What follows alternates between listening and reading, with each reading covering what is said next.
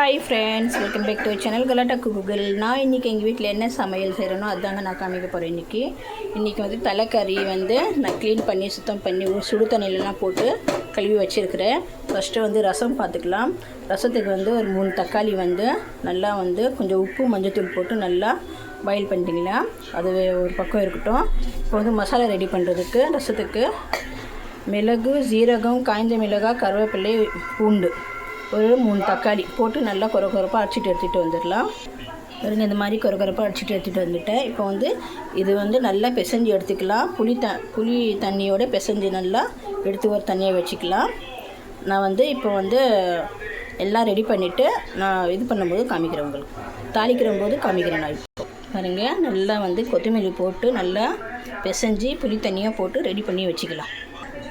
பாருங்க, நல்லா கரைச்சி வச்சுக்கிட்டேன். இதுவும் ரெடி இருக்குது. இப்போ வந்து எண்ணெய் போட்டுருக்குறேன், தாளிச்சிக்கலாம். நாங்கள் காஞ்ச மிளகாய், கருவேப்பிலை, கடுகு, உளுந்து அது போட்டுக்கலாம்.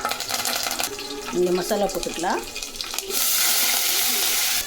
இந்த மசாலா வந்து கொஞ்சம் 2 கொதி வரட்டும். பெருங்காயம் போட்டுக்கலாம். மஞ்சள் தூள் 2 கொதி வரட்டும். இந்த புளிப்பு தண்ணி வந்து அதில் போட்டுக்கலாம். நல்லா 2 கொதி வந்துச்சு. இப்போ வந்து இந்த தண்ணி வந்து இதில் போட்டுக்கலாம். நல்லா சூப்பராக இருக்குங்க இந்த ரசம், செம்மையாக இருக்கும்.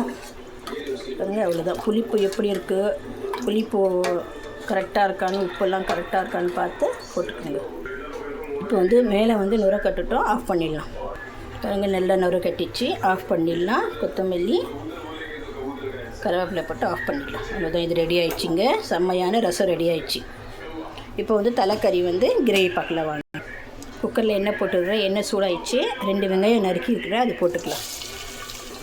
உப்பு போட்டுக்கலாம். நல்லா ப்ரௌன் கலராக வரட்டும். இப்போ வந்து ப்ரௌன் கலராக வந்துச்சு. இஞ்சி பூண்டு பேஸ்ட்டு வந்து 1 ஸ்பூன் போட்டுக்கலாம். இது வந்து 1/2 கிலோ கறிங்க. 1/2 கிலோ கறிக்கு எவ்வளோ போடணுமோ நீங்கள் பார்த்து போட்டுக்கோங்க. பெரிய ஸ்பூனாக 1 ஸ்பூன் போடுங்க இஞ்சி பூண்டு பேஸ்ட்டு.